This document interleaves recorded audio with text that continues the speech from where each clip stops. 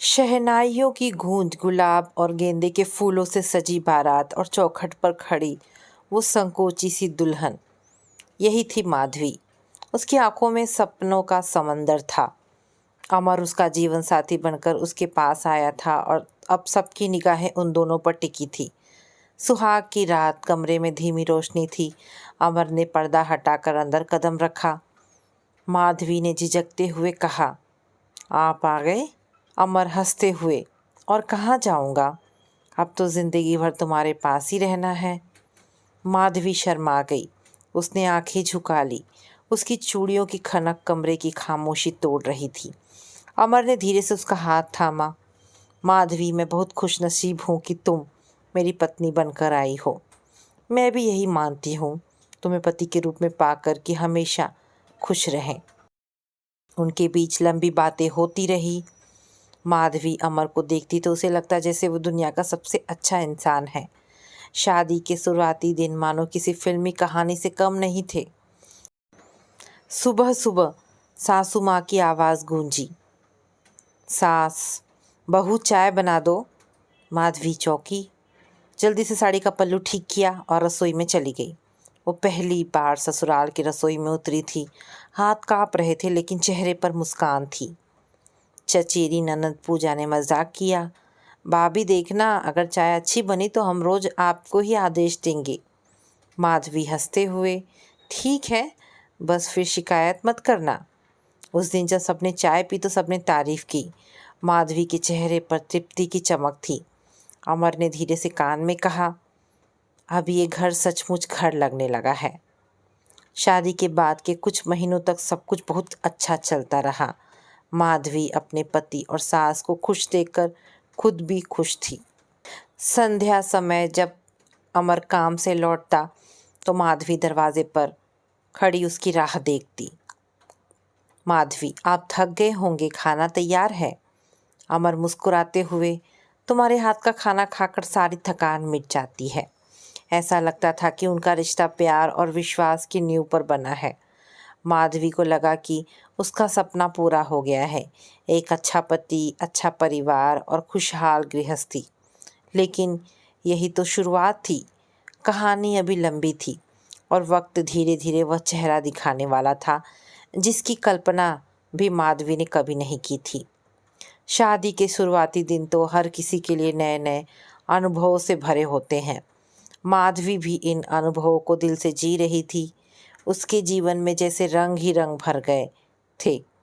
सुबह जब वह नींद से उठती, खिड़की से आती धूप उसकी मुस्कान को और भी निखार देती। वो जल्दी से तैयार होकर रसोई में जाती और अमर के लिए नाश्ता बनाती। अमर को उसके हाथ की पूड़ियाँ और आलू की सब्ज़ी बहुत पसंद थी। एक सुबह, अमर जी जल्दी उठिए, नहीं तो ऑफिस के लिए देर हो जाएगी। अमर तकिए में चेहरा छुपाते हुए, अरे थोड़ी देर और सोने दो ना, तुम्हारे हाथ की चाय पीकर ही उठूँगा। माधवी हंसते हुए, तो ठीक है, चाय अभी लाई। वो किचन में गई और अदरक वाली चाय बनाकर लाई। अमर ने कप थामा और मुस्कुराते हुए कहा, सच कहूँ तो शादी करके मेरी किस्मत बदल गई है। तुम्हारी मुस्कान और तुम्हारी चाय दोनों ने मुझे अब आलसी बना दिया है। माधवी मजाक में, तो मैं कह दूँ माँ जी से कि उनका बेटा अब काम पर जाना ही नहीं चाहता। दोनों हंस पड़े। इसी तरह दिन गुजरते गए। माधवी धीरे धीरे ससुराल के माहौल में ढलने लगी। सास ने उसे कई काम सिखाए। बहू, आटे को गूंथते समय पानी धीरे धीरे डालना, तभी रोटियां मुलायम बनेगी। माधवी, जी माँ, मैं ध्यान रखूंगी। चचेरे ननद और देवर हमेशा चुटकियां लेते, भाभी लगता है इस घर में आपकी एंट्री से सबके वजन बढ़ने वाले हैं, खाना बहुत अच्छा बनाती हैं आप। माधवी शरारत से, तो फिर आप सबको रोज़ डाइटिंग करवाऊं क्या? घर का हर कोना माधवी की हंसी से गूंजता। वो सचमुच सबका दिल जीत चुकी थी। साल का पहला त्योहार आया, करवा चौथ। माधवी ने पूरे मन से व्रत रखा। रात को जब चांद निकला तो उसने छलनी से अमर का चेहरा देखा। अमर ने पानी पिलाते हुए कहा, तुम्हें तकलीफ हुई होगी ना, पूरे दिन भूखी प्यासी रही। माधवी धीरे से, ये सब आपके लिए है, आप खुश रहो, लंबी उम्र पाओ, बस यही दुआ है। अमर ने उसका हाथ थाम लिया। उस पल दोनों की आंखों में गहरी मोहब्बत तैर रही थी। धीरे धीरे पूरा साल बीत गया। जन्मदिन, त्योहार, रिश्तेदारों की दावतें, हर जगह माधवी और अमर की जोड़ी की तारीफ होती। माधवी को लगता कि उसने सचमुच एक सपना जी लिया है, लेकिन सपनों के पीछे छुपा सच कब सामने आएगा ये कोई नहीं जानता था। धीरे धीरे इसी तरह 10 साल गुजर गए। उनके 2 बच्चे भी हो गए, अनन्या और रोहन। लेकिन अब उनके रिश्ते की दरारें शुरू होने वाली थी। शादी के इतने साल जैसे किसी परी कथा की तरह बीता था। माधवी को लगता था कि ये खुशी हमेशा बरकरार रहेगी, लेकिन धीरे धीरे वो महसूस करने लगी कि कुछ तो बदल रहा है। अमर अब पहले जैसा नहीं रहा था। वो ऑफिस से देर से लौटता, आते ही थकान का बहाना बनाकर चुपचाप खाना खाता और फिर मोबाइल या टीवी में खो जाता। माधवी इंतज़ार करती कि वह उससे बात करेगा, हंसेगा, मजाक करेगा, लेकिन हर बात उम्मीद टूट जाती। एक शाम, अमर जी, आज तो मैंने आपकी पसंद के बैंगन का भरता बनाया है, ज़रा चखिएगा। अमर मोबाइल में व्यस्त, हाँ हाँ रख दो प्लेट में, बाद में खा लूँगा। माधवी हैरानी से, अरे इतना क्यों बिजी हैं, खाना तो साथ में खा लीजिए। अमर चिढ़कर, माधवी, हर बात पर टोकना ज़रूरी है क्या? ऑफिस का तनाव समझती हो या नहीं? माधवी चुप हो गई। उसके गले में अटका निवाला मानो जहर बन गया। रात को बिस्तर पर माधवी धीरे से, आपको याद है हमारी शादी के वक्त आपने कहा था कि मुझसे सारी बातें शेयर करेंगे। अमर कंधा घुमाते हुए, माधवी प्लीज़ सोने दो, सुबह मीटिंग है। उस पल माधवी की आंखें भीग गई। उसे लगा जैसे उनके बीच कोई दीवार खड़ी हो रही है। कुछ दिनों बाद माधवी ने देखा कि अमर देर रात तक किसी से फ़ोन पर बातें करता रहता है। वो पूछना चाहती थी कि कौन है, लेकिन हिम्मत नहीं जुटा पाई। वो बस खामोश खड़ी रह जाती। माधवी का मन सोचते हुए, क्या ये वही अमर है जिसने कहा था कि मेरी मुस्कान उसकी दुनिया है, या अब मेरी जगह किसी और ने ले ली है? एक रविवार को जब दोनों घर पर थे तो माधवी ने हिम्मत करके कहा, अमर जी, आप मुझसे बातें क्यों नहीं करती? क्या मैं आपको अच्छी नहीं लगती अब? अमर उकता कर, अरे यार, हर बार वही सवाल। तो समझ क्यों नहीं सकती कि हर वक्त रोमांस करने का मन नहीं करता? जिंदगी सिर्फ हंसी मजाक से नहीं चलती। माधवी आवाज़ कांपते हुए, मैं रोमांस की बात नहीं कर रही, बस इतना चाहती हूँ कि आप मुझे अपना समझकर बातें तो करें। अमर खामोशी से, मुझे अकेला छोड़ दो। माधवी टूट गई। उसके दिल में एक टीस सी उठी। उसे लगने लगा कि उसकी जगह अमर की ज़िंदगी में कहीं और कोई आ गया है। रात को उसने आईने में खुद को देखा। चेहरे पर वही चमक थी, आंखों में वही मासूमियत। फिर भी क्यों अमर उससे दूर जा रहा है? माधवी आईने से खुद से, क्या कमी है मुझ में? उसकी आंखों से आंसू बह निकले। वो समझ नहीं पा रही थी कि ये शुरुआत है उन अनकही दूरियों की जो आगे चलकर एक खाई बनने वाली है। दिन ब दिन अमर और माधवी के बीच की खामोशियाँ गहरी होती जा रही थी। अब वह हंसी ठिठोली, वो छोटी छोटी बातें सब जैसे कहीं गुम हो गई थी। माधवी हर सुबह पूरे मन से घर का काम करती, अमर की पसंद का नाश्ता बनाती, लेकिन अमर अब चुपचाप ऑफिस चला जाता। रात को देर से लौटता और थका हारा सा बस खाना खाकर सो जाता। अमर का ऑफिस अब उसके लिए सिर्फ काम की जगह नहीं रहा था। वहाँ उसकी मुलाकात अक्सर सपना से होती थी। एक चंचल, बोल्ड और आकर्षक महिला। सपना की बातें, उसका खुला अंदाज अमर को खींचता जा रहा था। एक दिन ऑफिस कैफेटेरिया में सपना हंसते हुए, अमर तुम हमेशा इतने गंभीर क्यों रहते हो? थोड़ा हल्के हो जाइए, ज़िंदगी हंसने खेलने के लिए भी है। अमर थोड़ा मुस्कुराकर, शायद घर के झंझट ने गंभीर बना दिया है। सपना चुटकी लेते हुए, फिर तो आपको हंसना सिखाने की जिम्मेदारी मेरी है। अमर अनजाने ही उसके नज़दीक खींचने लगा। शाम को देर से घर लौटता। माधवी इंतज़ार कर रही थी, मगर चेहरे पर अब कोई शिकवा नहीं था। माधवी सिर्फ इतना कहकर, खाना रख दिया है, खा लेना। उसकी नीरस आवाज़ सुनकर भी अमर को कोई फ़र्क नहीं पड़ा। वो मोबाइल उठाकर सपना का मैसेज पढ़ने लगा। आपकी मुस्कान आज बहुत अच्छी लगी, गुड नाइट। अमर के चेहरे पर अनजानी चमक आ गई। अगले हफ्ते सपना और अमर को एक साथ प्रोजेक्ट पर काम करना था। ऑफिस के बाद वे कैफ़े में मिलने लगे। सपना कॉफ़ी का घूंट लेते हुए, अमर तुम्हें कुछ तो बात है, वरना मैं इतनी जल्दी किसी के पास नहीं खींची आती। अमर थोड़ा झिझक कर, शायद तुम्हें मेरी गंभीरता अच्छी लगती है। सपना धीरे से, नहीं, मुझे आप अच्छे लगते हैं। अमर का दिल तेजी से धड़कने लगा। वो जानता था कि ये रास्ता गलत है, मगर फिर भी उसे रोकना मुश्किल हो रहा था। घर पर माधवी ने नोटिस किया कि अमर देर रात तक मोबाइल में व्यस्त रहता है। कभी अचानक मुस्कुरा देता तो कभी स्क्रीन छुपा लेता। एक रात उसने पूछा, आजकल बहुत बदल गए हो, कुछ शेयर करना चाहोगे? अमर कठोर स्वर में, हर बात का हिसाब देना ज़रूरी है क्या? मुझे थोड़ा स्पेस चाहिए। माधवी चुप हो गई, लेकिन उसके दिल में संदेह की परछाई उतर चुकी थी। एक दिन माधवी दरवाजे पर अमर का इंतज़ार करती है। घड़ी रात के 11 बजा चुकी थी। अमर जब आया तो उसकी शर्ट से हल्की परफ्यूम की महक आ रही थी, जो माधवी ने कभी इस्तेमाल नहीं की थी। माधवी धीरे से, आज बहुत देर हो गई, सब ठीक तो है? अमर कंधे से बैग उतारते हुए, हाँ हाँ, ऑफिस में मीटिंग थी। माधवी झिझकते हुए, लेकिन आपके फ़ोन पर कई बार कॉल किया, आपने उठाया क्यों नहीं? अमर चिढ़कर, हर वक्त टोका टोकी मत किया करो माधवी, काम में बिजी था। माधवी के होंठ कांपने लगे, लेकिन उसने कुछ नहीं कहा। उसके दिल में शंका घर करने लगी, क्या अमर झूठ बोल रहा है? अगले दिन दोपहर में जब माधवी कपड़े अलमारी में रख रही थी, उसने अमर की शर्ट की जेब से एक छोटी सी रसीद पाई। उस पर लिखा था, cafe aroma, 2 cappuccino, 1 chocolate brownie. Madhavi की आंखें भर आई। वो खुद से बुदबुदाई, तो अमर अकेले नहीं था। शाम को जब अमर घर लौटा, माधवी ने हिम्मत करके पूछा, कल आप किसके साथ थे कैफ़े में? अमर चकित होकर, कौन सा कैफ़े? माधवी रसीद दिखाते हुए, ये जेब में मिला। अमर गुस्से से, तो अब तुम मेरी जेब टटोलोगी? माधवी, तुम्हें शर्म नहीं आती? माधवी आवाज़ टूटती हुई, मैंने कुछ गलत नहीं किया, बस मैं जानना चाहती हूँ कि आपके साथ कौन था।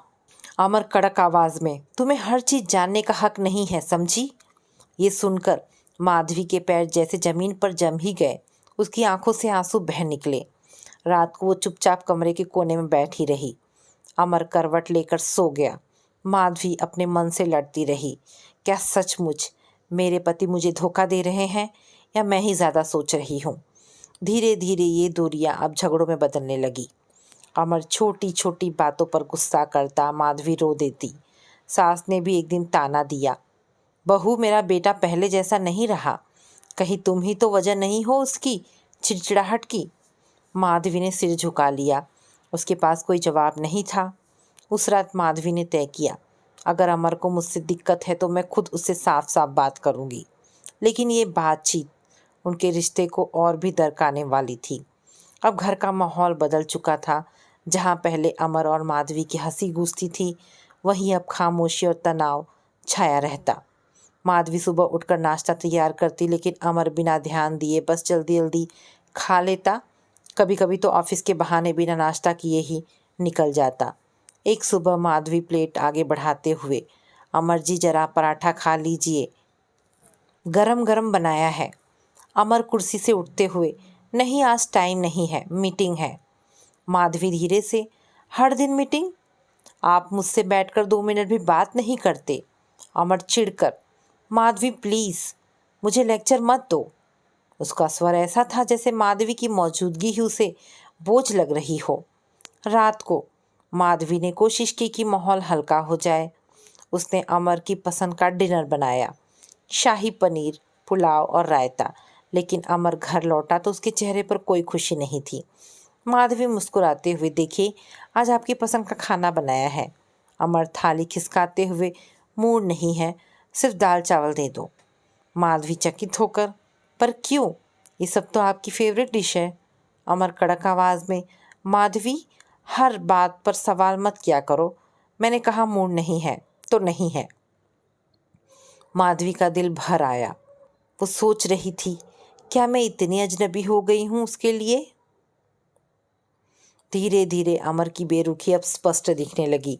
वो देर रात तक बाहर रहता, कभी फ़ोन पर हंसता बतियाता तो कभी अचानक चुप हो जाता जब माधवी कमरे में आती।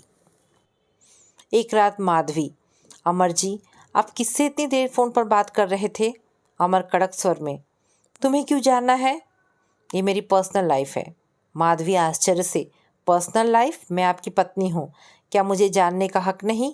अमर गुस्से से, माधवी प्लीज़ मुझे तंग मत करो, तुमसे बात करके मुझे चैन नहीं मिलता। ये शब्द माधवी के दिल पर किसी हथौड़े की तरह गिरे। वो पूरी रात तकिए में मुँह छुपाकर रोती रही। अगले दिन मायके से उसकी बहन का फ़ोन आया। बहन, कैसी हो दीदी? और अमर, जीजा जी कैसे हैं? माधवी आंखें पोंछते हुए झूठ बोलकर, सब अच्छा है, बहुत अच्छा। बहन हंसते हुए, अच्छा है, सुनकर दिल खुश हो गया, तुम हमेशा खुश रहो। फ़ोन काटने के बाद माधवी टूट गई। मैं सबको क्यों झूठ बोल रही हूँ कि क्या मेरा रिश्ता सचमुच टूट रहा है? उस दिन बाद अमर ने खुद ही बात छेड़ी। माधवी देखो, हम दोनों शायद एक दूसरे को समझ नहीं पा रहे। माधवी कांपती आवाज़ में, तो क्या आप अलग होना चाहते हैं? अमर बेख्याली से, पता नहीं, लेकिन ऐसे जीना मुश्किल है। माधवी के पैरों तले जमीन खिसक गई।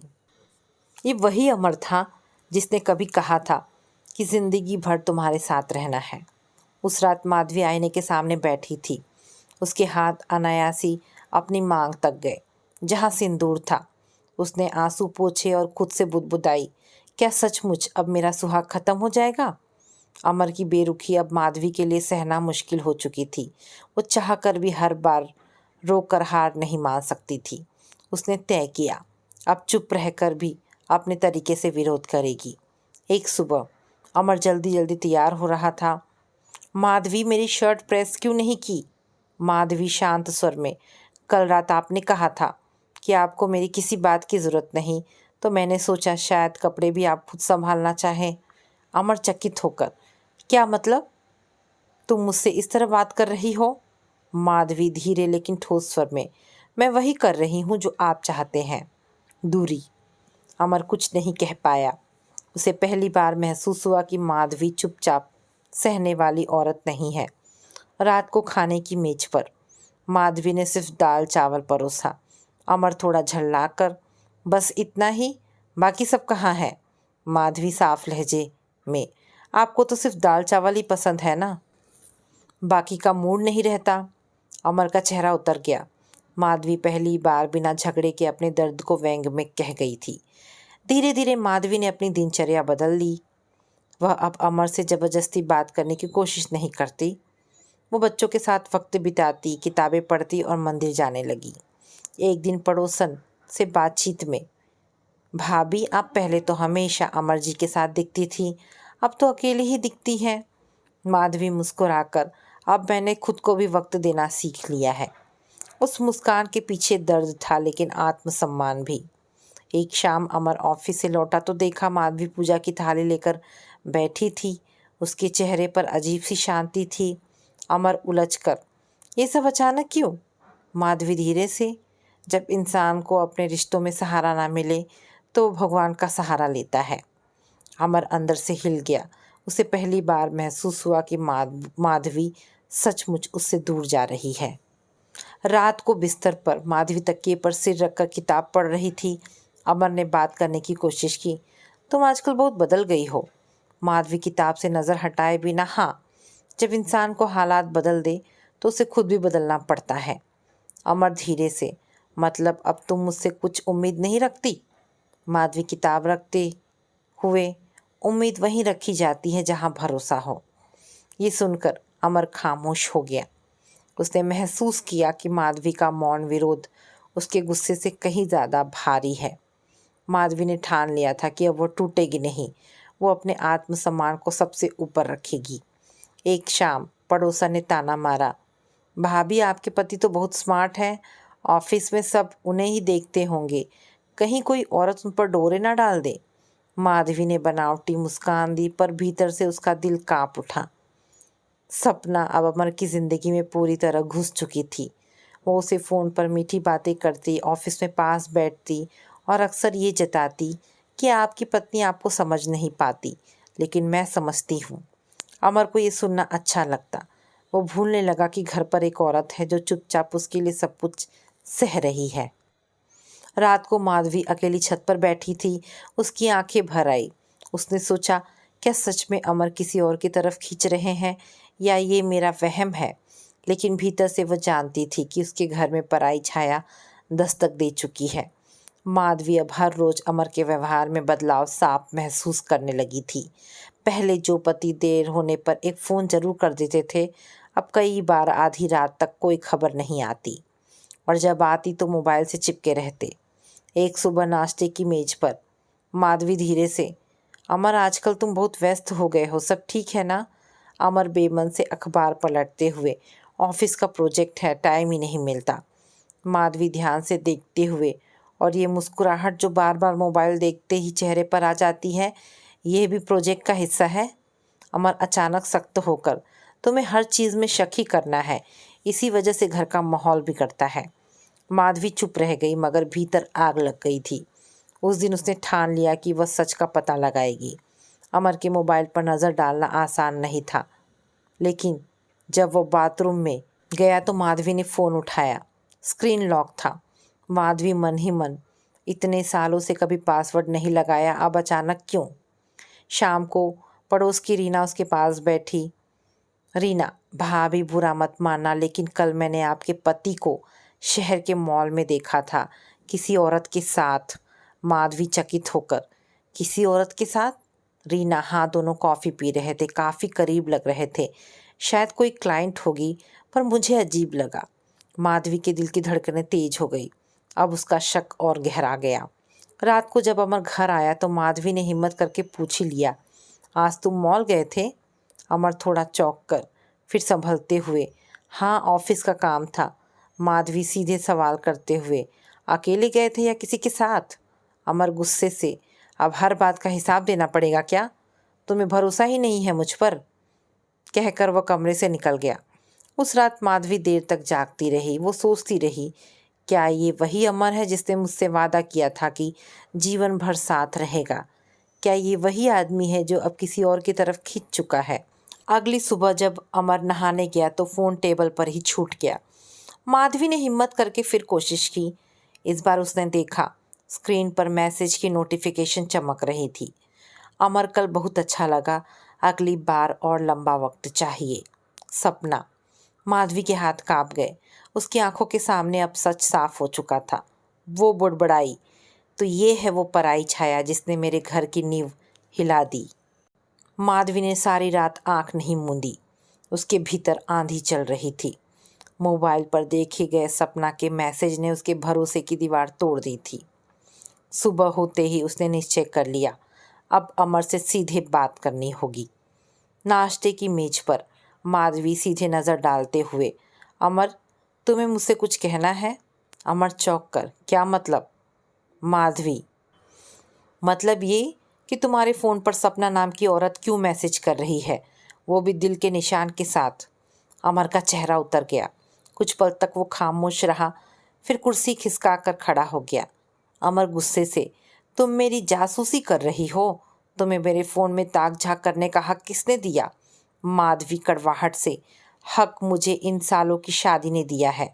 मैंने तुम्हारे साथ सब कुछ बांटा है, तुम्हारा सुख दुख, तुम्हारे घर के खर्चे, तुम्हारे बच्चे। तो मुझे ये भी जानने का हक है कि मेरे पति की ज़िंदगी में कोई सपना क्यों आ रही है। कमरे में भारी सन्नाटा छा गया। अमर इधर उधर टहलने लगा, जैसे बहाना ढूंढ रहा हो। वो बस ऑफिस की कलीग है, प्रोजेक्ट पर काम कर रही है, ज़्यादा मत सोचो। माधवी तेज स्वर में, ऑफिस की कलीग आधी रात को प्यार भरे मैसेज भेजती है और तुम उनसे मॉल में कॉफ़ी पीते हो, ये कौन सा प्रोजेक्ट है। अमर के पास जवाब नहीं था। उसने गुस्से में हाथ पटक कर कहा, बस, अब और सुनना नहीं है मुझे, तुम्हारा शक तुम्हें पागल बना देगा। माधवी की आंखें भर आई। शक मैं नहीं कर रही, शक तुमने खुद पैदा किया है। अगर साफ नीयत होती तो छुपाना क्यों पड़ता, पासवर्ड क्यों लगाना पड़ता। अमर चुपचाप दरवाज़ा पटक कर बाहर निकल गया। उसकी पीठ देखते हुए माधवी की आंखों से आंसू बह निकले। उस रात बच्चों ने पूछा, बेटी अनन्या, माँ पापा आपसे नाराज़ क्यों हैं? माधवी आंसू पोंछते हुए, कुछ नहीं बेटा, बस काम का तनाव है। लेकिन दिल ही दिल में वो सोच रही थी, अब लड़ाई लंबी चलेगी। अगर अमर सच नहीं मानता तो मुझे और कड़ा कदम उठाना होगा। अमर और माधवी के बीच खटास अब खुलकर सामने आने लगी थी। बात बात पर झगड़े, बहसें, चुप्पियाँ, सब कुछ घर के माहौल को बोझिल बना रहे थे। लेकिन माधवी को अभी असली तूफान का सामना करना बाकी था। उस शाम माधवी बच्चों को स्कूल से लेने जा रही थी। रास्ते में उसने देखा अमर ऑफिस से बाहर आ रहा है और उसके साथ एक औरत थी। लंबे खुले बाल, स्टाइलिश ड्रेस, ऊंची एड़ी की सैंडल, होठों पर हल्की मुस्कान। वो औरत सपना थी। अमर ने उसे गाड़ी तक छोड़ा और जाते जाते उसके हाथ पर हल्के से स्पर्श किया। माधवी की आंखें गुस्से और अपमान से भर गई। रात को माधवी गंभीर स्वर में, अमर, मैं आज सब कुछ अपनी आंखों से देख चुकी हूँ। अमर चकित बनते हुए, क्या देखा? माधवी, तुम और सपना ऑफिस से निकलकर हाथ पकड़ते हुए, ये सब क्या है? अमर कुछ पल खामोश रहा, फिर झल्लाकर बोला, तो क्या हो गया? अगर दोस्त है तो हाथ पकड़ लिया तो आसमान टूट पड़ा? तुम्हें मेरी जिंदगी में दखल देने की इतनी आदत क्यों है? माधवी ऊंची आवाज करके, दखल?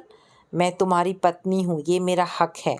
तुम्हारे पास किसी और औरत के लिए वक्त है, लेकिन अपने घर के लिए नहीं, बच्चों के लिए नहीं। अचानक मोबाइल पर कॉल आया। अमर ने स्क्रीन छुपाने की कोशिश की, लेकिन माधवी ने देख लिया, सपना कॉलिंग। माधवी का धैर्य टूट गया। उसने फ़ोन छीनकर स्पीकर पर लगा दिया। सपना नरम आवाज़ में, अमर, आज बहुत अच्छा लगा, फिर कब मिलोगे? माधवी के कानों में ये शब्द चाकू की तरह चुभे।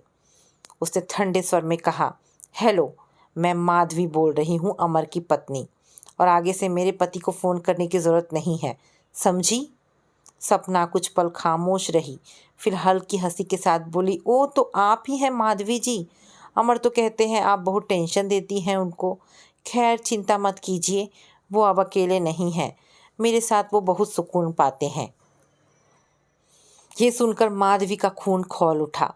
उसने फ़ोन पटक कर फेंक दिया। माधवी आंखों में आंसू लिए, अमर, ये सब सुनने के बाद भी तुम चुप रहोगे या अब सच मानोगे? अमर गुस्से में, बस माधवी, मैं तुम्हें कोई सफाई नहीं दूंगा। तुम चाहो तो जैसे जीना है जियो, लेकिन मुझे तंग मत करो। ये सुनकर माधवी का दिल टूट गया। उसने तय कर लिया, अब चुप रहने से काम नहीं चलेगा। इस बार मैं खुद सपना से आमने सामने बात करूंगी। माधवी ने तय कर लिया कि वह किसी भी कीमत पर सपना को सीधे जवाब देगी। रात भर करवटें बदलने के बाद सुबह होते ही उसने अपने मन को मजबूत कर लिया। सुबह जब अमर ऑफिस चला गया तो माधवी ने उसकी डायरी से सपना का पता नोट कर लिया। बच्चों को स्कूल छोड़ते हुए उसके मन में उथल पुथल मची हुई थी। क्या सचमुच मैं सही कर रही हूँ? क्या मुझे सीधे जाकर सपना का सामना करना चाहिए? लेकिन अगले ही पल उसने खुद को संभाला। अगर मैं अब भी चुप रही तो ये औरत मेरा घर तोड़ कर रहेगी। दोपहर को माधवी सीधे सपना के घर पहुंच गई। दरवाज़ा सपना नहीं खोला। वो हमेशा की तरह सजी धजी थी, हाथ में कॉफ़ी का मग और चेहरे पर आत्मविश्वास भरी मुस्कान। वो आज छुट्टी पर थी। सपना चौंकने का नाटक करते हुए, अरे आप माधवी जी ना? माधवी तेज स्वर में, हाँ मैं माधवी, अमर की पत्नी। सपना बिना झिझके मुस्कुराती रही, अंदर आइए, मेहमान बनकर आई हैं तो कॉफ़ी पिलाती हूँ। मेहमान बनकर नहीं आई हूँ, मैं सिर्फ ये जानने आई हूँ कि तुम आखिर चाहती क्या हो। सपना आराम से सोफे पर बैठ गई और पैर पर पैर चढ़ाकर बोली, मैं क्या चाहती हूँ, बहुत आसान है, अमर को।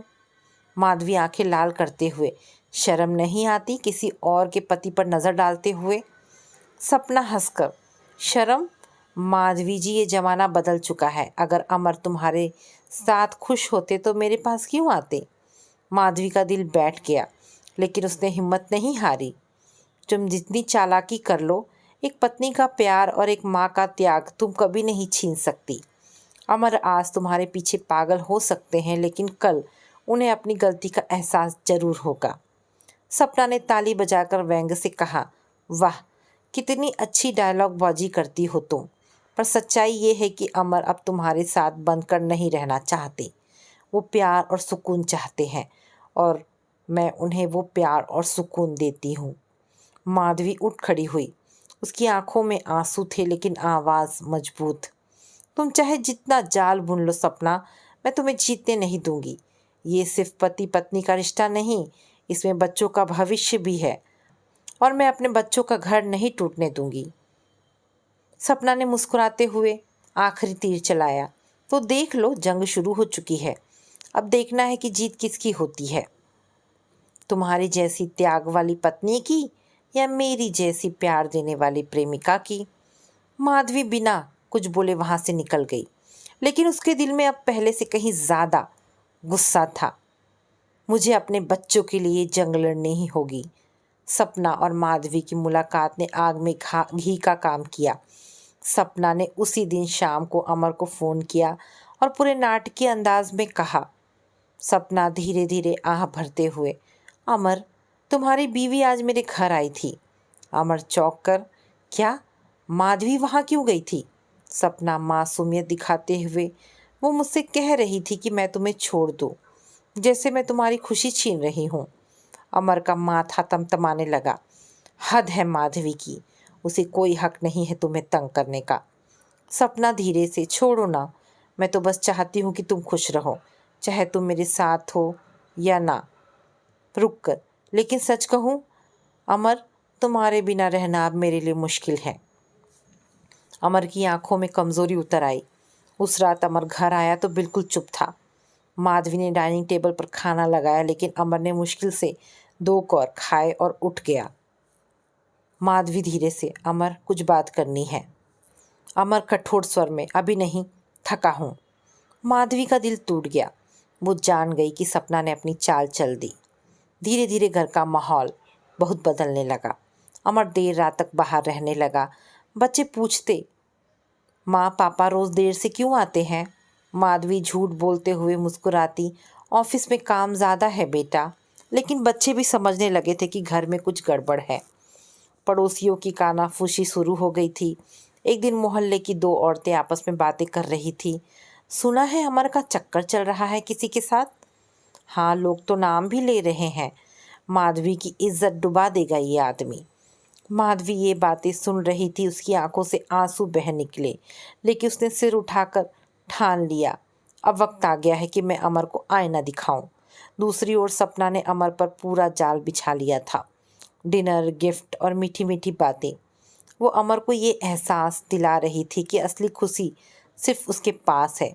एक शाम सपना ने हाथ पकड़ते हुए कहा, अमर, अब और इंतज़ार मत करो। ज़िंदगी छोटी है और हम दोनों को खुश रहने का हक है। अमर ने थोड़ी देर चुप रहकर कहा, तुम सही कह रही हो, अब फैसला करना ही होगा। माधवी ने उसी रात अमर की जेब से सपना का लिखा हुआ एक खत पाया। उस खत में साफ लिखा था, अमर, अब मैं तुम्हें अपने से दूर नहीं देख सकती, जल्दी हमें एक होना होगा। माधवी की आंखें छलक पड़ी, लेकिन इस बार उसके आंसुओं में सिर्फ दर्द नहीं था, उनमें एक आग भी थी। अगर ये रिश्ता टूट रहा है तो मैं चुपचाप नहीं टूटूंगी। मैं अपने बच्चों का सहारा बनूंगी और अमर को भी उसकी गलती का एहसास कराऊंगी। अमर और सपना की नज़दीकियों की खबर धीरे धीरे पूरे मोहल्ले और रिश्तेदारों तक पहुंच गई। लोग अब पीठ पीछे नहीं बल्कि खुलेआम बातें करने लगे। मोहल्ले में चर्चा होने लगी। एक दिन माधवी जब सब्जी लेने गई तो पड़ोस की 2 महिलाएं वहीं खड़ी थी।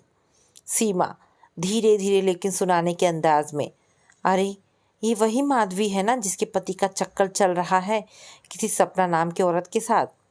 सुषमा हंसते हुए, हाँ हाँ, सबको पता है, बेचारी दिन भर खटती है और उसका आदमी बाहर मौज करता है। माधवी ने सब सुना। उसका चेहरा लाल हो गया, लेकिन उसने कोई जवाब नहीं दिया। आंखों में आंसू लिए वो सब्जी उठाकर चुपचाप घर लौट आई। कुछ दिन बाद अमर के मामा घर आए।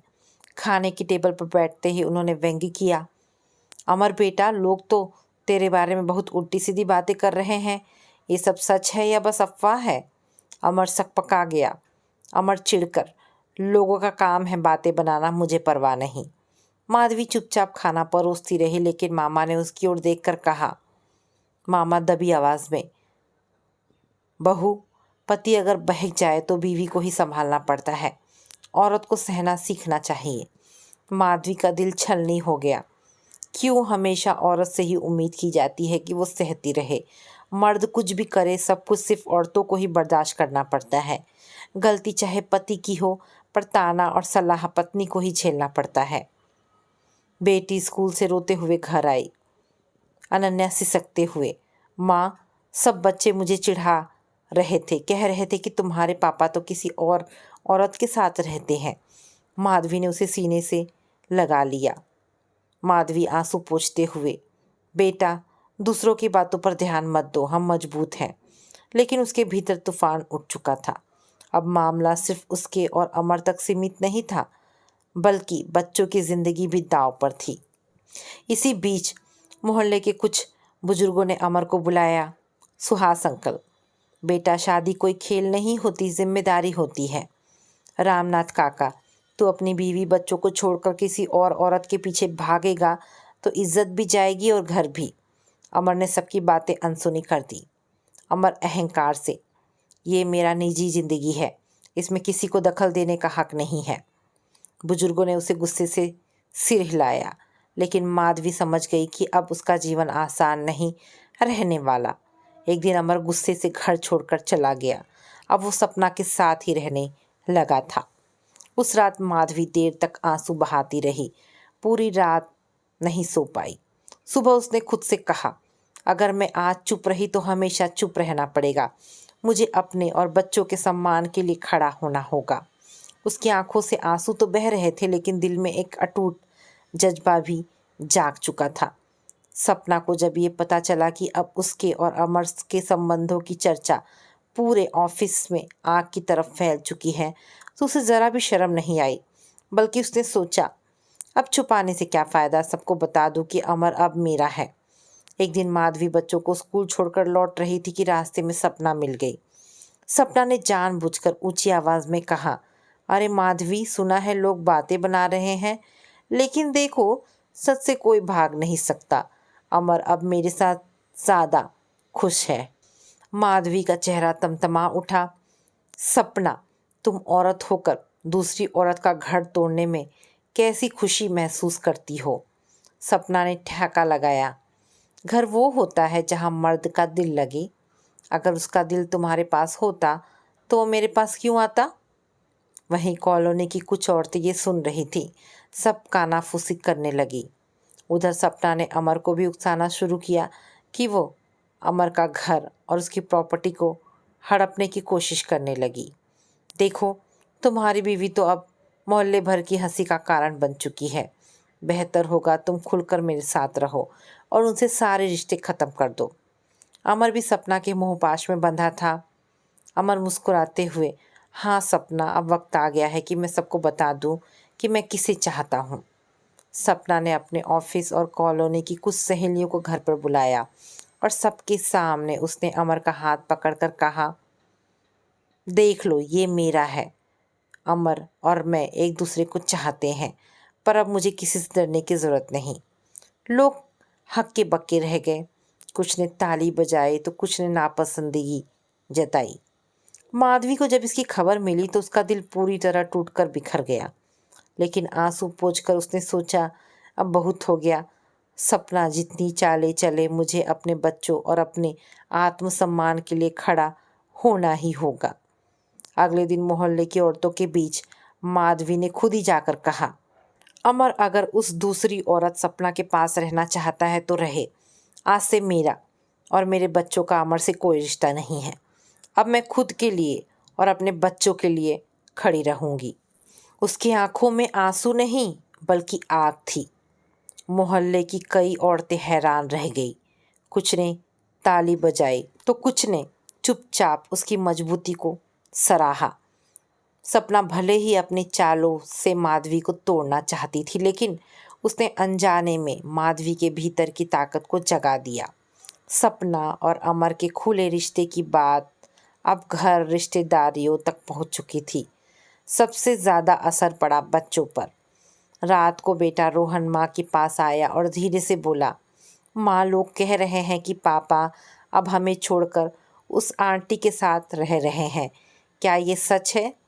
रोहन के मासूम सवाल को सुनकर माधवी का कलेजा छलनी हो गया। उसने बेटे को सीने से लगाते हुए कहा, बेटा, मैं हूँ तुम्हारे साथ, तुम्हारे पापा रहे या न रहे, लेकिन मैं तुम दोनों का साथ कभी नहीं छोड़ूंगी।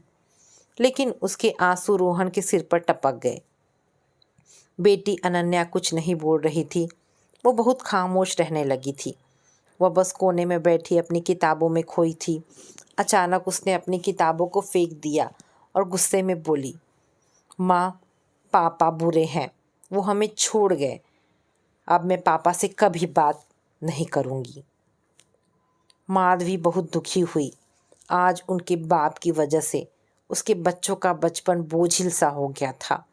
अगले दिन स्कूल में कुछ शरारती बच्चों ने रोहन से कहा, रोहन, मेरी मम्मी तो कह रही थी कि तेरे पापा तो एक दूसरी आंटी के साथ घूमते हैं, तुम लोगों को तो छोड़ दिए हैं, अब तेरी मम्मी भी अकेली हो जाएगी। रोहन गुस्से से एक बच्चे से भिड़ गया। टीचर ने जब माधवी को बुलाया तो वो शर्म और दर्द से भर गई। टीचर नरमी से, माधवी जी, आप दोनों पति पत्नी की विवाद के कारण बच्चों की परवरिश पर असर पड़ रहा है, कुछ कीजिए। माधवी चुपचाप खड़ी थी।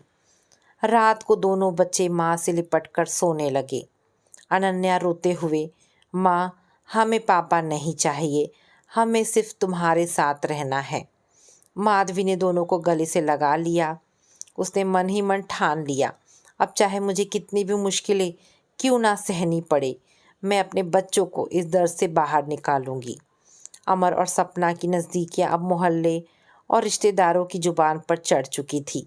जहाँ भी माधवी जाती वहाँ उसके पीछे कानाफूसियाँ होने लगती। एक दिन मोहल्ले की दो औरतें गली में आपस में बात कर रही थी। माधवी जैसे ही गुजरी दोनों ठठाकर हंस पड़ी।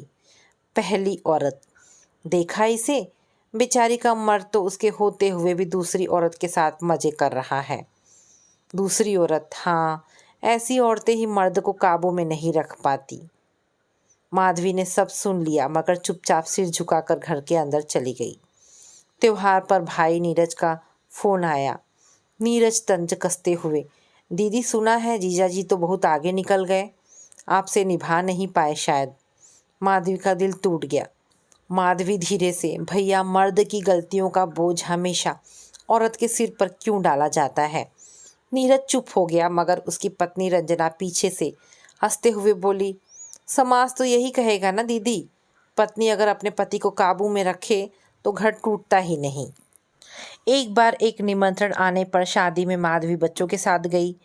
वहाँ कई रिश्तेदार फुसफुसा रहे थे। कोई बोला कि वही माधवी है ना जिसका पति अब दूसरी औरत के साथ है। दूसरा बोला, हाँ, इसके होते हुए भी वो चला गया। पता नहीं इस औरत में कमी कहाँ थी। माधवी का चेहरा शर्मिंदगी से वैसे लाल हो गया। अपने बच्चों का हाथ पकड़ा और तुरंत वहाँ से निकल आई। रात को माधवी अकेले बैठी थी। उसने सोचा, पाप अगर आदमी करता है तो सज़ा औरत को क्यों मिलती है? पति की बेवफाई का ठप्पा मुझे क्यों सहना पड़े? आखिर कब तक? इस समाज की सोच कितनी बेरहम है। उसके दिल में सबके खिलाफ विद्रोह की चिंगारी सुलगने लगी थी। अब वह सिर्फ माँ नहीं बल्कि अपने आत्मसम्मान की रक्षा करने वाली एक मजबूत औरत भी बनना चाहती थी। समाज के तानों से टूटकर माधवी ने सोचा कि कम से कम मायके जाकर उसे थोड़ा सुकून मिलेगा। वो बच्चों के साथ मायके पहुंची। मायके का माहौल तो और भी बोझिल और कड़वाहट भरा था। दरवाजे पर उसकी माँ सुशीला खड़ी थी। माँ आंखों में आंसू लिए, बेटी, खुद को संभाल, तेरा चेहरा कितना मुरझा गया है, एक दिन सब ठीक हो जाएगा, तू फिक्र मत कर। माधवी माँ से लिपट कर रो पड़ी। माँ, सब ठीक कब होगा? अमर ने तो उस औरत के साथ रहना भी शुरू कर दिया है। उसने मुझे और बच्चों को एकदम अकेला छोड़ दिया है। अब आप लोग ही मेरा सहारा हैं। माँ ने उसे सहलाया मगर घर के अंदर का वातावरण कुछ और ही था। शाम को उसका भाई नीरज कमरे में आया। नीरज कठोर स्वर में, दीदी, जिंदगी में सबके साथ उतार चढ़ाव आते हैं। तू बार बार यहाँ आकर रोएगी तो हमारे नाते रिश्तेदार और पड़ोसी क्या सोचेंगे, और समाज में हमारी भी नाक कटेगी। माधवी का चेहरा नीरज की बात सुनकर निराशा से भर गया। भाई, मैं कहाँ से हिम्मत लाऊं? पति धोखा दे गया, समाज ताना मार रहा है, अब मैं अपने मायके भी नहीं आ सकती। सोचा था आप लोगों का साथ पाकर थोड़ा मन हल्का होगा, लेकिन यहाँ तो एक दिन भी रहना मुश्किल है। नीरज खामोश हो गया, मगर उसकी भाभी रंजना बीच में बोल पड़ी। दीदी, औरत का असली घर तो ससुराल होता है। ज़्यादा दिन यहाँ रुकोगी तो लोग कहेंगे मायके पर बोझ बन गई हो। माँ सब सुन रही थी, लेकिन माँ असहाय थी। उन्होंने धीरे से कहा, बेटी, हम तेरे साथ हैं, मगर सच कहूँ तो तेरी ज़िंदगी का असली फैसला तुझे ही लेना होगा। मैं चाह कर भी तेरे लिए कुछ नहीं कर सकती। माधवी माँ की आंखों में लाचारी देख रही थी। वो समझ गई कि मायका भी उसे केवल कुछ दिन का सहारा दे सकता है, मगर स्थायी आधार नहीं। रात को बच्चे सो गए, माधवी जागती रही। माधवी मन ही मन मौन संकल्प ले रही थी। उसने तय किया, अब मैं किसी पर बोझ नहीं बनूंगी, ना अमर पर, ना समाज पर, ना मायके पर। मुझे खुद अपने पैरों पर खड़ा होना होगा। उसके भीतर की टूटी हुई औरत अब धीरे धीरे मजबूत बन रही थी। मायके में मिली ठंडी प्रतिक्रियाओं के बाद माधवी का मन और टूट चुका था। वो अपने बच्चों के लिए मजबूत बनने का संकल्प ले ही रही थी कि अचानक किस्मत ने एक बार फिर नया मोड़ ले लिया। एक दिन मार्केट में एक शॉप पर से बच्चों के लिए कपड़े खरीदते समय उसने किसी की परिचित आवाज़ सुनी। शेखर। अरे माधवी, तुम यहाँ? ये सच में तुम हो? माधवी ने पलटकर देखा, सामने शेखर खड़ा था। वही गर्मजोशी, वही अपनापन उसकी आंखों में झलक रहा था। माधवी कुछ पल चुप रह गई। शेखर माधवी का कॉलेज फ्रेंड था। वो उसे मन ही मन बहुत चाहता था, लेकिन कभी अपने प्रेम का इजहार नहीं कर सका था। और माधवी की शादी अमर से तय हो गई थी, इसलिए उसने अपने कदम पीछे हटा लिया था और आज तक उसने शादी भी नहीं की थी। माधवी उसे देखकर चौंक सी गई, लेकिन उसे देखकर माधवी को अच्छा लगा। माधवी धीमे स्वर में, शेखर, तुम यहाँ? शेखर मुस्कुराकर, हाँ, मेरा ट्रांसफ़र इसी शहर में हुआ है। कभी सोचा नहीं था कि ज़िंदगी में हमारी मुलाकात होगी, मगर देखो किस्मत ने फिर से मिलवा दिया। दोनों के बीच लंबी बातें होती रही। बातों ही बातों में शेखर ने माधवी के घर का एड्रेस ले लिया और एक दिन शेखर उससे मिलने उसके घर भी पहुंच गया। माधवी के दोनों बच्चों को शेखर बहुत ही पसंद आया। शेखर के साथ मिलकर उन्हें अपनेपन का एहसास हुआ। वे उसे शेखर अंकल कहकर पुकारने लगे थे। शेखर भी अब माधवी के बच्चों से घुल मिल गया। माधवी की आंखों में दर्द साफ झलक रहा था। एक दिन माधवी शेखर के आगे टूट सी गई। उसने सारी हकीकत उससे बयां कर दी। अनन्या मासूमियत से, अंकल, आप मम्मी को हंसाते क्यों नहीं हो? मम्मी तो हमेशा रोती रहती हैं। शेखर की आंखें नम हो गई। हाँ बेटा, अब तुम्हारी मम्मी की आंखों में आंसू कभी नहीं आने दूंगा। आपकी मम्मी को आप सबके लिए हंसना पड़ेगा, वो बहुत रो चुकी। माधवी ने ये सुना और दिल के किसी कोने में हल्की सी गर्माहट महसूस की। शेखर से मिलकर उसे कुछ अपनापन सा लग रहा था। एक दिन फ़ोन पे माधवी को शेखर ने कॉफ़ी पर मिलने का आग्रह किया। माधवी मना नहीं कर पाई और आ गई। कॉफ़ी पीते हुए शेखर ने माधवी से कहा, माधवी, मैं जानता हूँ तुम्हारे साथ बहुत गलत हुआ है। अगर तुम्हें मेरी दोस्ती का सहारा चाहिए तो मैं हमेशा तुम्हारे साथ खड़ा हूँ। माधवी ने उसकी आंखों में देखा। वो जानती थी कि शेखर सच्चा इंसान है, मगर उसके भीतर डर था। अगर लोग फिर ताना देंगे, क्या मैं दोबारा किसी पर भरोसा कर सकती हूँ? माधवी संकोच से, शेखर, मुझे समय चाहिए, अभी मैं किसी नए रिश्ते के बारे में सोच भी नहीं सकती। शेखर गंभीरता से, ठीक है, मैं कोई जल्दी में नहीं हूँ, मैं बस इतना चाहता हूँ कि तुम खुद को अकेली महसूस ना करो। शेखर के शब्द माधवी के दिल में उतर गए। मायके की बेरुखी और समाज के तानों के बीच उसे पहली बार लगा कि शायद दुनिया में कोई ऐसा है जो बिना किसी स्वार्थ से उसका साथ देना चाहता है, उसकी फिक्र करता है। उस रात माधवी ने बच्चों को गले लगाकर सोते हुए सोचा, शायद ज़िंदगी ने मेरे लिए अभी पूरी कहानी नहीं लिखी, शायद अब नया अध्याय शुरू होने वाला है। शेखर की वापसी ने माधवी के जीवन में हल्की सी रोशनी जलाई थी।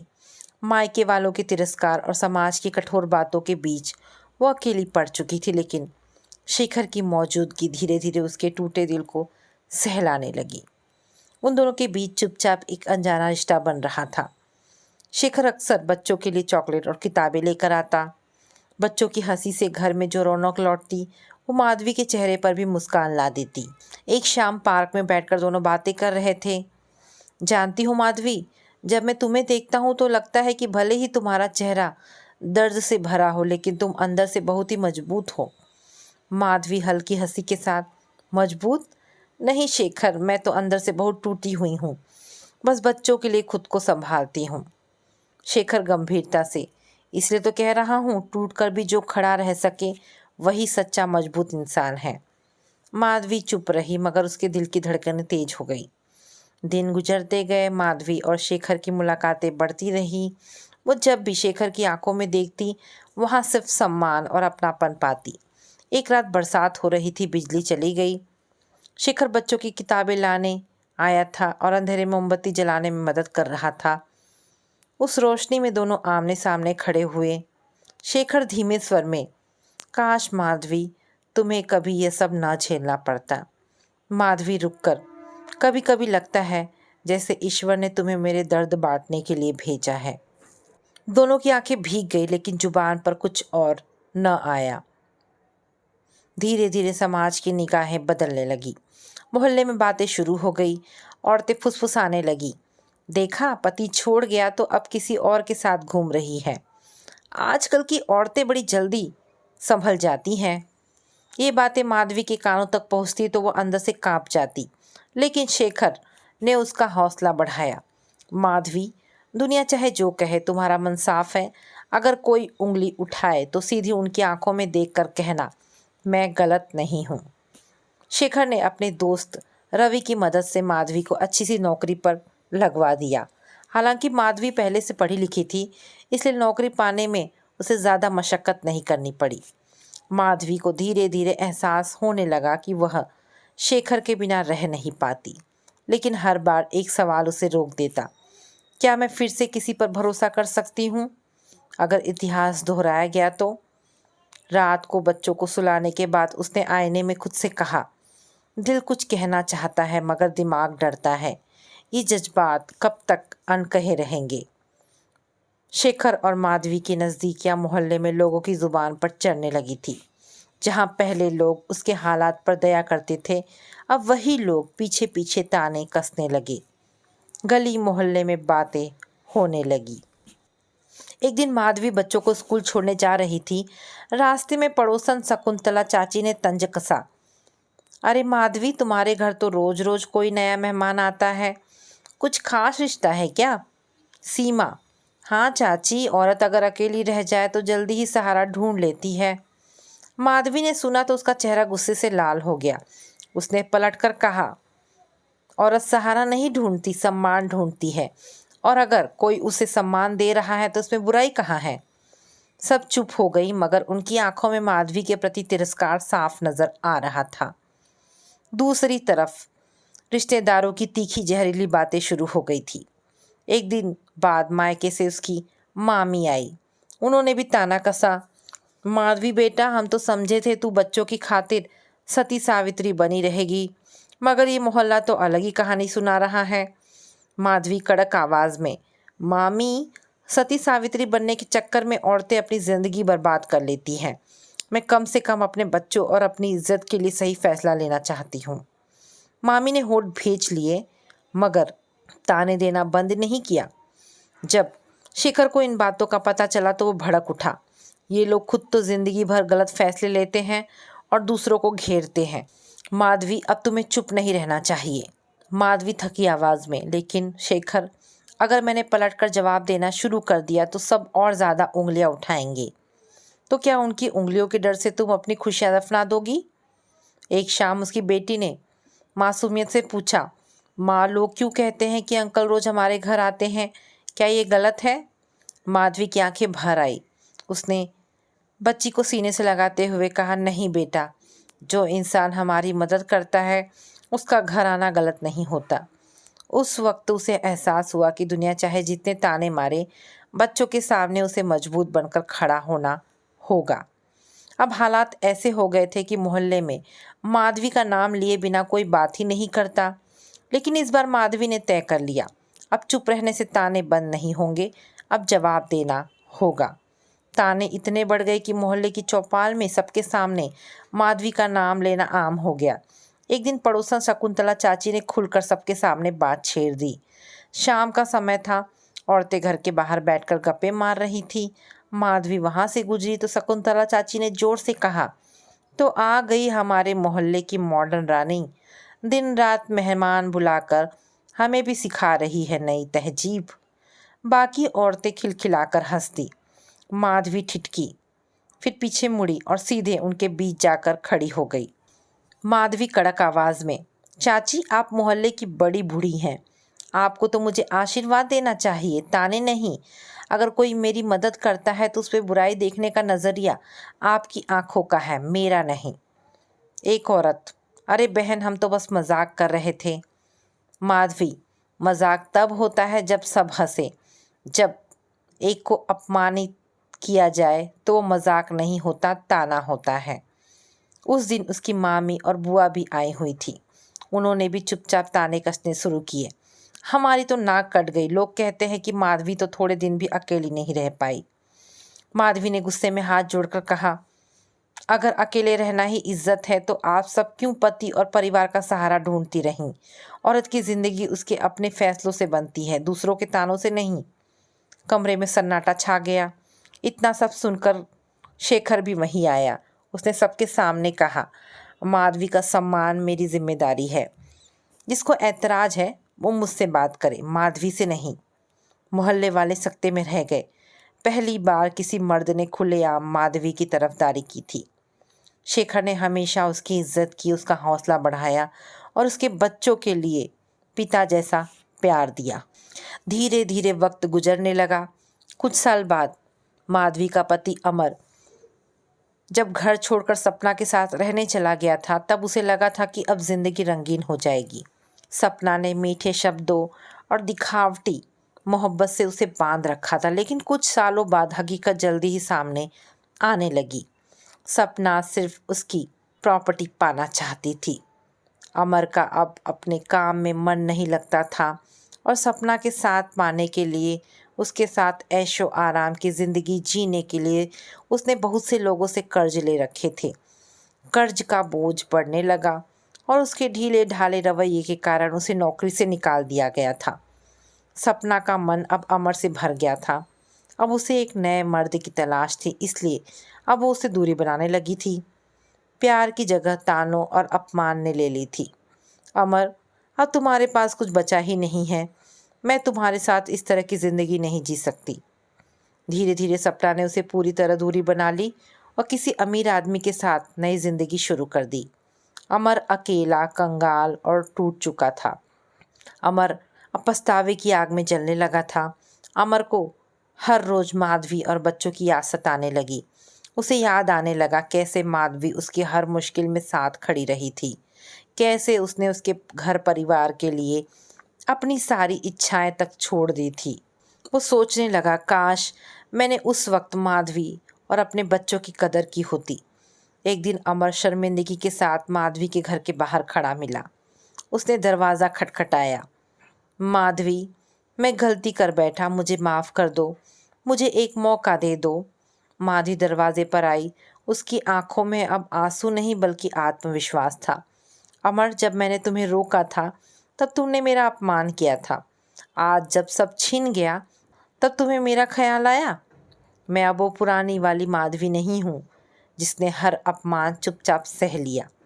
अमर गिड़गिड़ाया, मैंने गलती की माधवी, एक आखिरी मौका दे दो। लेकिन माधवी ने दृढ़ स्वर में कहा, अब मेरे जीवन में तुम्हारे लिए कोई जगह नहीं है।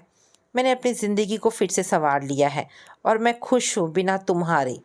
समय ने माधवी के बच्चों को भी बदल दिया था। जहाँ पहले वे पापा की राह देखते थे, अब उनके लिए उनकी माँ ही दुनिया बन गई थी। बेटी अनन्या कहती, माँ, हमें अब किसी की कमी महसूस नहीं होती। हम आपके साथ हैं और हम खुश हैं। बेटा रोहन, हाँ माँ, पापा ने हमें छोड़ दिया, लेकिन शेखर अंकल हमेशा हमारे साथ खड़े रहे।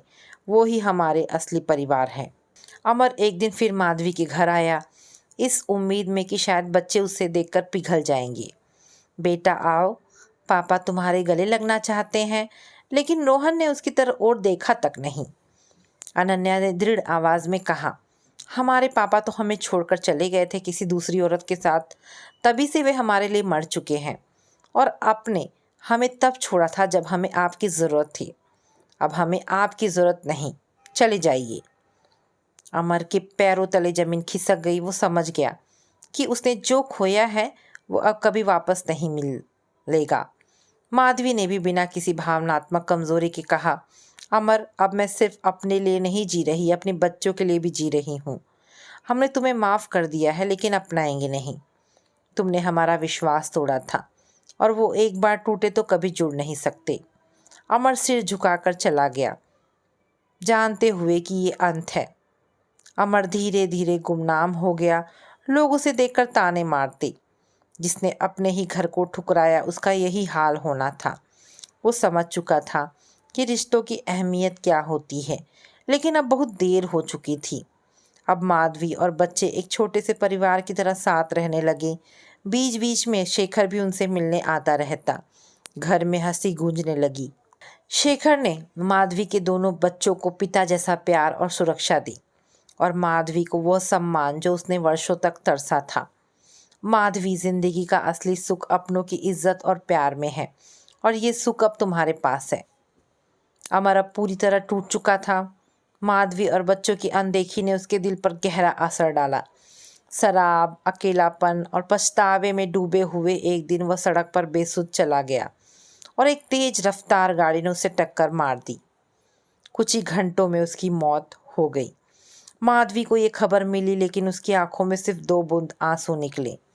बच्चे खामोश थे। बस बेटी अनन्या ने धीरे से कहा, माँ, वो हमारे पापा थे, लेकिन उन्होंने हमें कभी अपनाया ही नहीं। अब हम सिर्फ उनकी आत्मा की शांति के लिए प्रार्थना कर सकते हैं। अमर की मौत के बाद घर का माहौल पूरी तरह बदल चुका था। कुछ दिनों बाद ही रिश्तेदारों का घर में आना जाना शुरू हो गया। चाचा, ससुर, बुआ, सास सब अचानक हमारा अमर का नाम जपने लगे। रिश्तेदार जो पहले 13वीं तक मुश्किल से आए थे, अब पूरी बेशर्मी के साथ माधवी के दरवाजे पर खड़े थे। माधवी का पति अमर जब जिंदा था, उसने अपने नाम की थोड़ी ज़मीन और घर माधवी के बच्चों के नाम कर रखे थे। सास के गुजर जाने के बाद सब जिम्मेदारी माधवी पर ही आ गई थी। चाचा, ससुर और बुआ, सास, चचेरे, ननद, देवर अब अंदर ही अंदर ये सोचने लगे कि अकेली औरत ज़्यादा दिन टिक नहीं पाएगी। मौका देखकर सब हाथ आ जाएगा। एक दिन बुआ सास बड़े प्यार से आई, बहू, अकेली औरत को सब संभालना मुश्किल है, क्यों ना तुम बच्चों के नाम से ज़मीन हमारे हवाले कर दो, हम संभाल लेंगे। माधवी तेज़ आवाज़ में, बुआ जी, जिम्मेदारी मुझ पर है। मैं अपने बच्चों का हक किसी और को क्यों दूँ? ज़मीन मेरे बच्चों की है, आपकी नहीं। बुआ चुपचाप बाहर निकल गई, लेकिन भीतर ही भीतर आग बबूला हो गई। चाचा, ससुर, माधवी, अमर की सारी जायदाद अब हमारे खानदान की है। तुम्हारा और तुम्हारे बच्चों का इस पर कोई अधिकार नहीं है, क्योंकि अमर ने तुम्हें छोड़ दिया था। बुआ सास, हाँ हाँ, ये घर, ये ज़मीन पर हमारा भी हक है, हमें हमारा हिस्सा चाहिए। माधवी ने उन्हें शांत आवाज़ में जवाब दिया, जब अमर जिंदा थे तब आप लोग एक बार भी झांकने नहीं आए। आज सिर्फ उनकी संपत्ति के लिए यहाँ आए हैं। ये घर ही अब मेरे बच्चों का सहारा है, और इस पर सिर्फ मेरा और मेरे बच्चों का हक है। शेखर, माधवी, घबराना मत, ये घर तुम्हारे बच्चों की सुरक्षा है। मैं हर कदम पर तुम्हारे साथ हूँ। बुआ सास तेज आवाज़ में, देखो देखो कैसी औरत है ये। अमर की मौत पर आंसू तक नहीं बहाए और अब इस घर पर कब्जा करके बैठ गई है। चाचा ससुर, कौन सी पत्नी ऐसी होती है जो अपने पति को छोड़कर किसी और मर्द के साथ रहती हो? हमें तो पहले से पता था इसका और उस शेखर का चक्कर है। चाची सास रोते रोते, ये औरत हमारी नाक कटवाने पर तुली है। अमर बेचारा कितना सहता रहा, अब इसकी वजह से ही तो उसकी जान चली गई। माधवी ने गुस्से से लाल आंखों से उनकी तरफ देखा, लेकिन अपने शब्द संयमित रखे। बस अब एक शब्द और नहीं। आप लोगों ने अमर को तब नहीं रोका जब वो गलत रास्ते पर जा रहा था, जब वो मुझे और बच्चों को अकेला छोड़ गया था, और आज जब वो इस दुनिया में नहीं है तो आप मेरे चरित्र पर सवाल उठा रहे हैं। हाँ, शेखर ने हमारा साथ दिया, लेकिन मर्यादा में रहकर, सिर्फ बच्चों के लिए, सिर्फ इंसानियत के नाते। बुआ ताना मारते हुए, तो फिर अदालत को क्यों नहीं बता देती कि शेखर तुम्हारे साथ रहता है? तुम्हारे पति की संपत्ति पर तुम्हारा हक नहीं बनता। ये सब अमर की जायदाद है और अब इस पर अब खानदान का हक है। धीरे धीरे मोहल्ले और समाज में ये बातें फैलने लगी कि माधवी को उसकी ही रिश्तेदारी आंखों की किरकिरी मान रही है। लोग अब खुलकर कहने लगे, औरत से ज़्यादा औरत की दुश्मन कोई नहीं।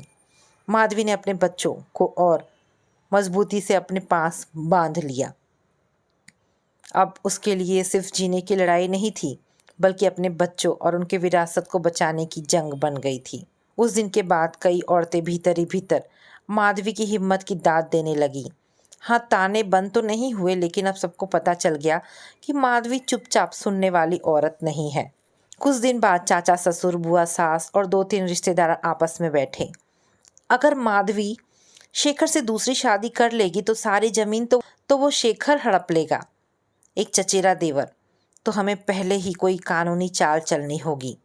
उन्होंने तय किया कि माधवी पर दबाव बनाया जाए ताकि वह या तो सब कुछ रिश्तेदारों के नाम कर दे या मोहल्ले में उसकी बदनामी फैला दी जाए।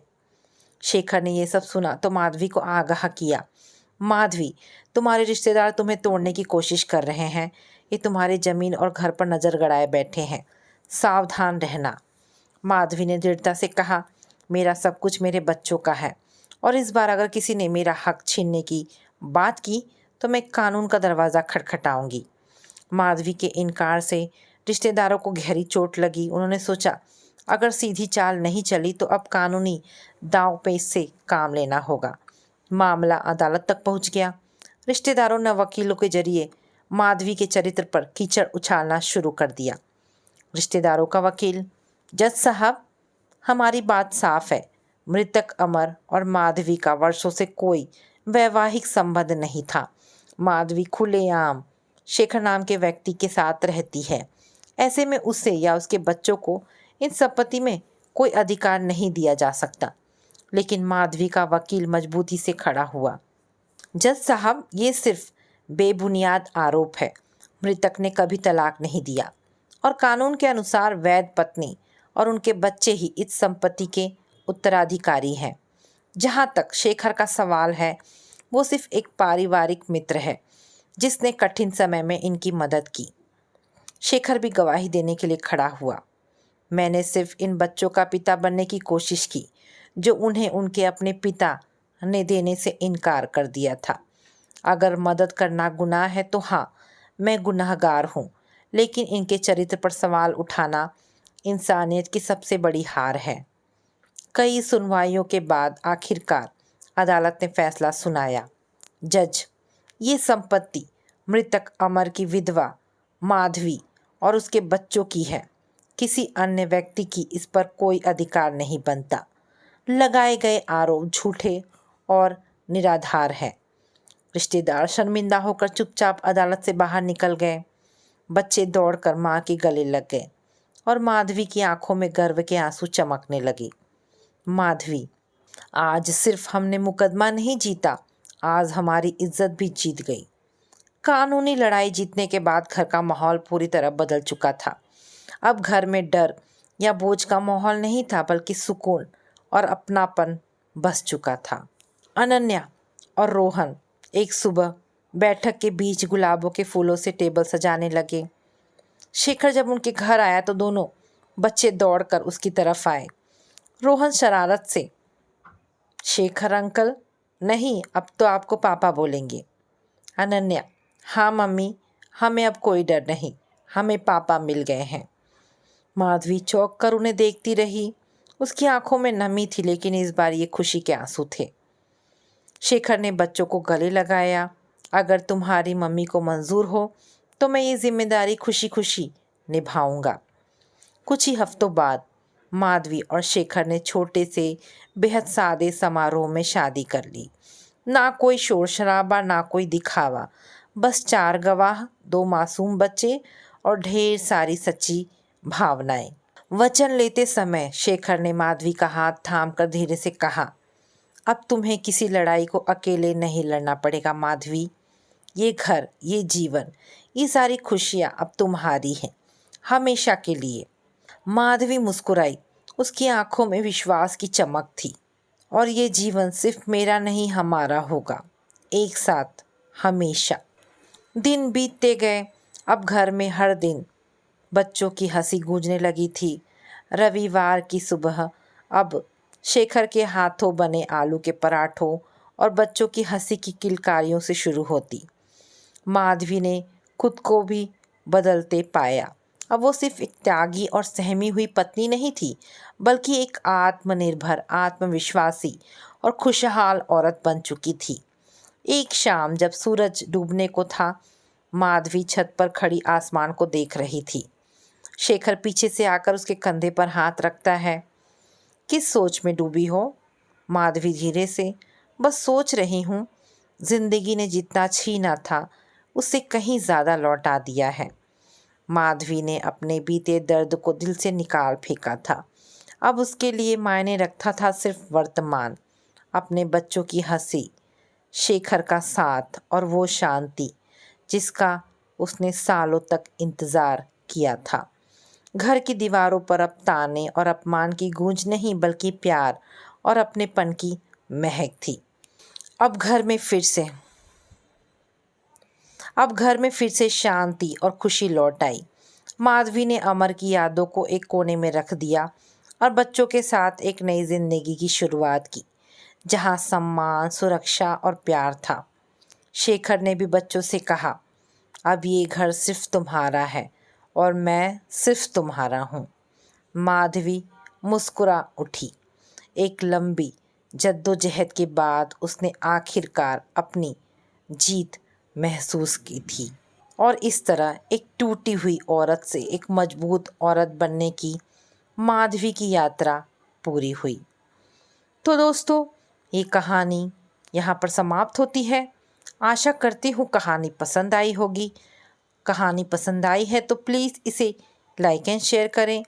दोस्तों, ऐसी ढेरों पारिवारिक और शिक्षाप्रद कहानी सुनने के लिए मेरे चैनल को प्लीज़ सब्सक्राइब करें। मिलते हैं एक नई कहानी के साथ। धन्यवाद दोस्तों।